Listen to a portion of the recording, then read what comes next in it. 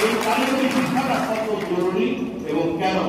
এখানে HR department আছে, মানব উন্নয়ন দেখবেন বাজেটে একটা খরচ আছে, শিক্ষা ডিপার্টমেন্টে টাকা দেওয়া আছে, প্রচুর বরাদ্দ সরকার আছে, কিন্তু এখানে সুন্দর একটা আমাদের অধ্যক্ষবাবু বলছেন, আমি তাকে 100% একমত, যে শিক্ষা ব্যবস্থায় সুশাসন জোরদার করা। শিক্ষা ব্যবস্থা নো অ্যাকাউন্টেবিলিটি, আপনি যেখানে যাবেন সেখানে পয়সা দিয়ে যেখানে যাবেন এই জায়গায় জবাবদিহি পর্যন্ত এবং দুর্নীতি মুক্ত সমাজ ব্যবস্থা না করা পর্যন্ত আপনারা মানুষ দিয়ে আসবে না। আমার দেশ আশা ভরসা নিয়ে আমাদের সন্তানরা এখানে ভর্তি হয়েছে, সারা বাংলাদেশে ভর্তি হচ্ছে, তাদের সম্পর্ক পূরণ করতে পারবো না, বেকারত্ব দূর করতে পারবো না যদি এই সুশাসন থেকে না। আর সেই জন্য অন্তত আমরা সারা বাংলাদেশকে চিন্তা করলাম আর প্রত্যেকের নেতৃত্বে করি।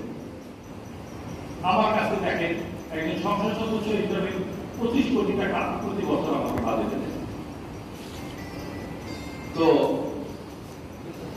আরো বিভিন্ন মন্ত্রণালয় থেকে আসে 28 কোটি টাকা কাজ আমি সবাইকে নিয়ে বসছি, বসার পর এখন দেখেন আমি 100% কাজ চাই।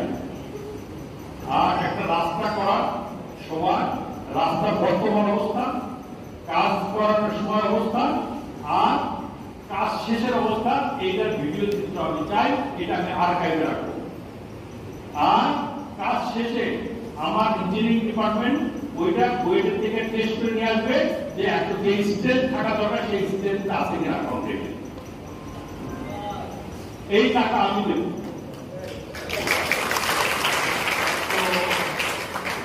যাই হোক, তার নাম আমি বলছি না, তোমরা কয়েকজন মিলে আমার বলবো 40% কাজ যদি হয় খুশি থেকে আমার বললেন যে আপনার আমি এখানে 4 বছর আছি, আপনার আগের যে মন্ত্রী মহোদয় ছিলেন তার সাথেও কাজ করার সুযোগ আমার হয়েছে।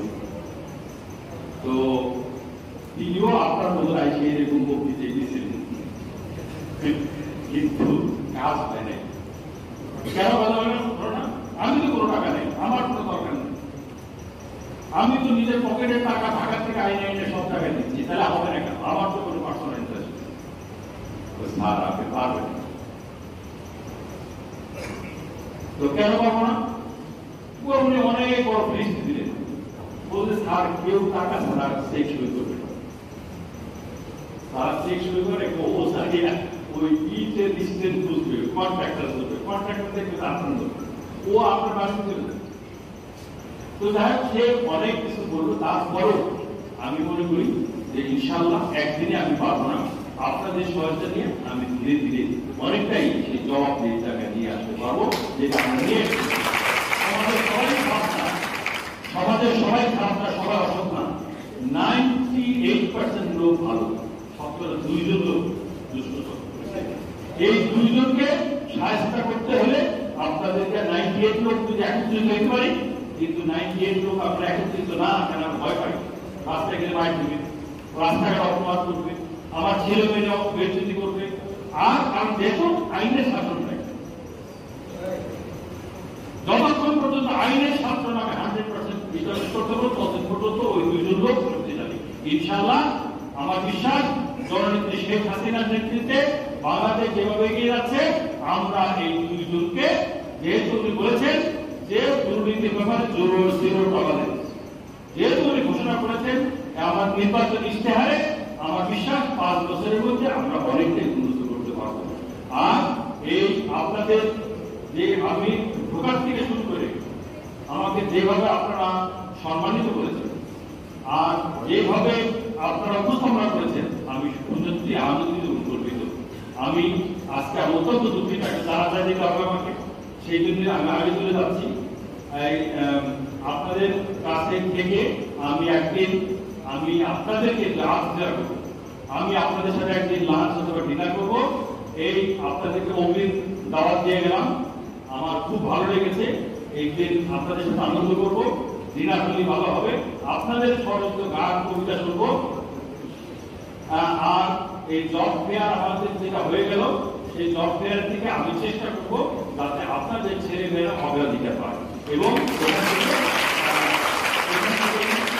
এখান থেকে চাকরি তো পাবেই, মেজরিটি ছেলে মেয়ে যেভাবে তাতে পায়, তবে অবশ্যই তার সেই রিটেনে কিন্তু ভালো করতে হবে। যারা রিটেনে ভালো করবেন তাদেরকে আমি অগ্রাধিকার ভিত্তিতে নিয়োগ দেব। এই প্রতিশ্রুতি রেখে আপনারা যে যে ডিপার্টমেন্টই করেন ভালো করেন, আর বিসিএস দেওয়ার চেষ্টা করেন, বিসিএস করেন, বিদেশে যাওয়ার চেষ্টা করেন, যা যে কোনো ব্যাপারে আমার কাছে আসেন, আমার দোয়ার খোলা, যে কোনো লোক আমার সাথে দেখা করতে পারবেন, পুরো প্রোটোকল লাগবে না। আমার এখানে সহকর্মীরা যারা আছে, অমিত সাহেব আছে, এখন ডিপটি সেক্রেটারি সেল পার্লামেন্টের কামরুল সাহেব আছেন, উনি আছেন, সবসময় আমরা আমাদের লোকজন লবণিকা একটা মেয়ে আছে, ওই ইংলিশের মাস্টার অনেক 4-5 জন তারা বসে থাকেন আপনাদের সেবা দেওয়ার জন্য। আমি আসলে এগুলো আমার কাছে উপস্থাপনা করেন, আমার সাথে কথা বলেন, অতএব সার্বক্ষণিকভাবে আপনাদের সেবায় আমরা নিয়োজিত আছি, ইনশাআল্লাহ থাকবে। আপনারা আগামী দিনে আবার আপনাদের সাথে দেখা হবে। আপনাদেরকে আবারও ধন্যবাদ এবং কৃতজ্ঞতা আমার বক্তব্য শেষ করছি।